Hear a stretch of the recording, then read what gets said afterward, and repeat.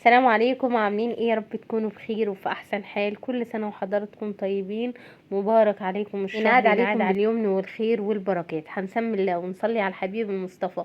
اللهم صل وسلم وبارك على سيدنا محمد وعلى اله وصحبه وسلم تسليما كثيرا. كل يصلي على النبي، ويلا لايك للفيديو حلوين، وما تنسوش اخواتنا من دعائكم في كل مكان. زي ما انتم شايفين كده رمضان بقى. انا حابه اشارككم بفكره سفرة أول يوم رمضان. أنا بصراحة وبكل أمانة أول يوم رمضان ده كنت عند حماتي، دايما بنكون عند حماتي، ربنا يديها الصحة يا رب. بس طبعا الفيديوهات دي موجودة، فحبيت ان انا اشارككم بيها. زي ما انتم شايفين كده، في ناس طبعا بط وفخدضاني والحوم والكلام اللي انتوا عارفينه اول يوم. بس مع الغلا اللي احنا فيه ده هنستبدل الليلة دي كلها بالوراك بتاعت الفراخ. طبعا دلوقتي بقت بمبلغ وقدره.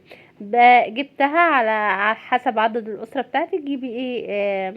كل واحد قطعة فراخ واخليها. يعني انا عملتها حمام كداب. تمام، قلت له اخليها لي حمام كداب، وبغسلها كويس جدا زي ما انتم شايفين كده. هنا بقى بصل على النار، ودي بقى كان عندي شويه قوانص سلقتهم وفرمتهم في الكبه.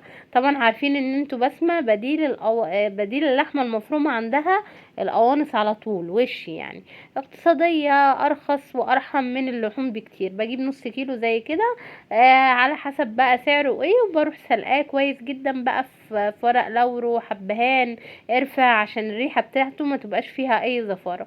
وبسلقه كويس جدا، وبعدين بضربه في الكبة واعصج له بقى بصل، فص توم، انزل بيه واتبله كأنه معاملة اللحمة المفرومة. جبت لفة جلاش، دهنت نصها، حطيت نصها، وبعدين حطيت الرق بتاع العصاج بتاعي، وبعدين بقفله بالنص التاني. انا واحده من الناس ما بحبش ان انا احط سمنه كتير او ماده دهنيه كتير ما بين طبقات الجلاش. بحس ان هي بتحمي كده على المعده ومش بتبقى ألذ حاجه.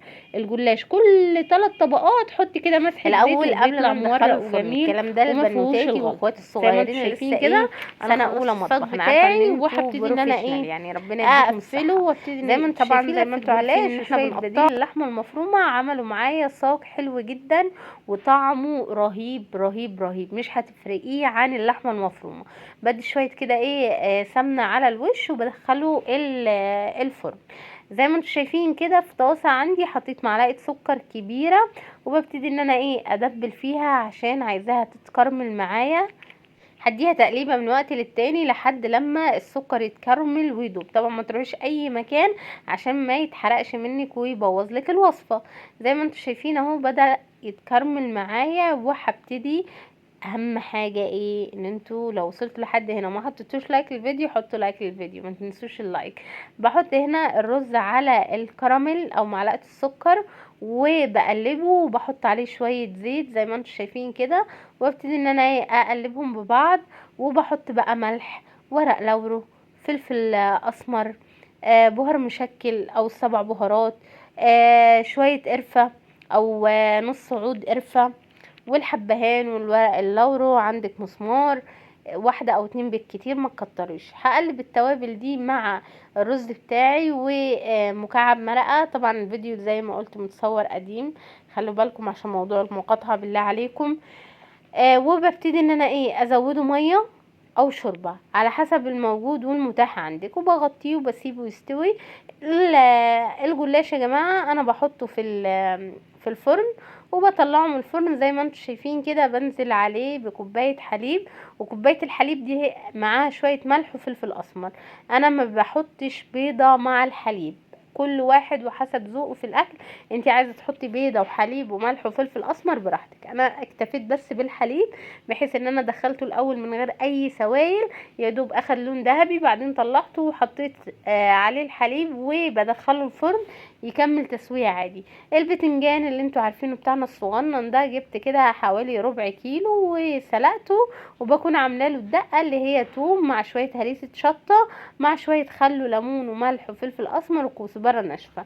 طبعا في رمضان نخلي بالنا ما نكترش توم، والفلفل الاحمر ده معظمه بارد، عشان الفلفل لما بيكون سبايس زياده عن اللزوم بيتعب الناس. نراعي طبعا معده الناس ان هي صايمه وفي صلاه وكده، فمش عايزين حاجه ايه تكسلهم كده وتقل المعده.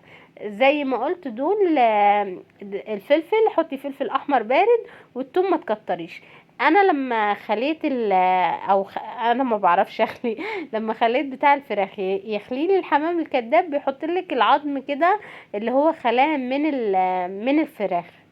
الوراك بتاعتنا طبعا بغسله كويس جدا اهو زي الفل، ما فيهوش حاجه، وبسلقه، بتعملي منه احلى شوربه. عايزه اقول لكم الشوربه بتاعته بتبقى جميله جدا وخطيره جدا وهو مغسول وزي الفل. الشوربه دي بقى بنعمل منها لسان عصفور، بنعمل منها شويه ملوخيه، يعني جميله واستخداماتها كتيره جدا. نيجي بقى اللهم صل وبارك، اللهم صل وسلم وبارك على سيدنا محمد. نيجي بقى للتتبيله اللي انتوا شايفينها دي. بجيب طبق زي ما انتوا شايفين كده، وببتدي ان انا اجيب بصلايه كبيره مبشوره بالميه بتاعتها من غير ما بصفيها، وعندي هنا بشرة طماطمايه كبيرة، وعندي هنا شوية اللهم صل على سيدنا محمد توم، وعندي بقى ايه التوابل دول شوية كان باربيكيو، بس زي ما قلت خلي بالكم من البراندات عشان المقاطعة، وشوية خل وشوية زيت. تمام، الخل مش كتير.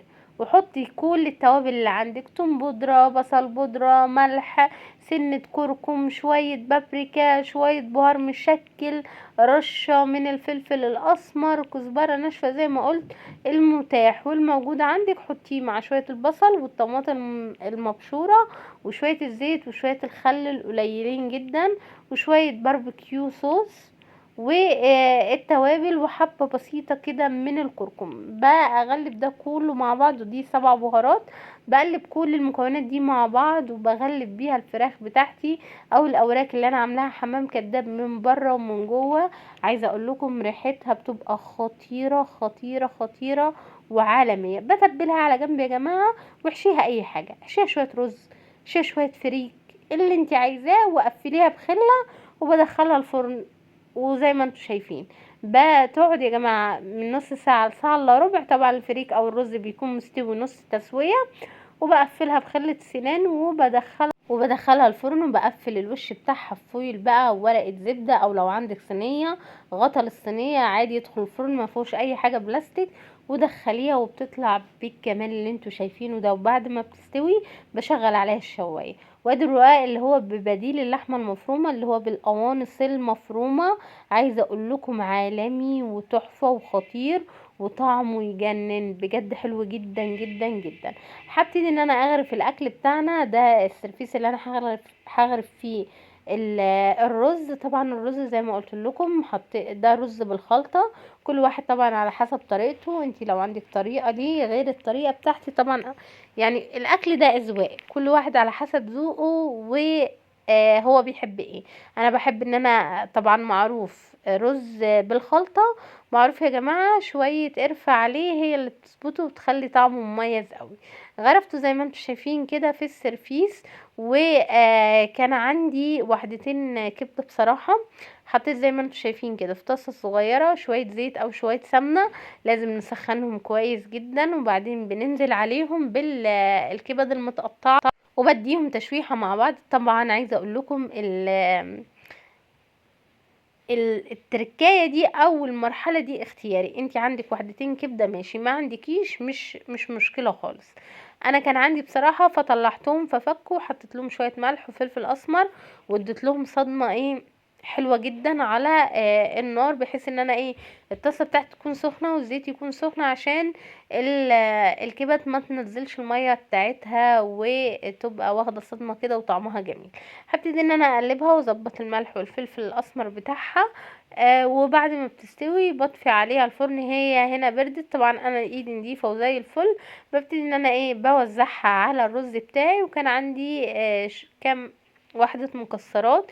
لو ما عندكيش لوز وبندق يا جماعة، انا عايزة اقول لكم والله كانوا قدام عندي. لو ما عندكيش شوية فول سوداني، تمام، بتحمصيهم في معلقة سمنة كده وبتحطيهم على الوش. وممكن تحطي مكسرات وما تحطيش كبده، يعني انت لو ما عندكيش كبده ممكن تحطي بس المكسرات على الرز من غير الكبده. المتاح والموجود عندك مشي نفسك بيه. وزي ما انتم شايفين كده عملنا احلى شويه رز بالخلطه عالميين بجد، يستاهلوا بقكم، طعمهم وشكلهم وريحتهم يجوعوا.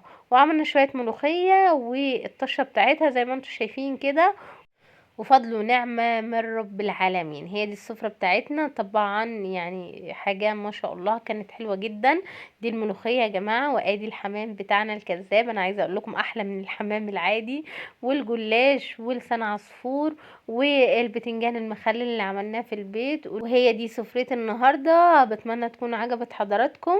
كل يكتب لي تحت في الكومنتات عمل ايه النهاردة على الفطار. اشوفكم بقى على خير في فيديوهات تانية كتير. لايك وشير لو عجبكم الفيديو، واشتراك في القناة وتفعيل الجرس عشان يوصلكم كل جديد على قناتي. ما تنسوش اختكم بسمة من دعواتكم. اشوفكم على خير، مع السلامة.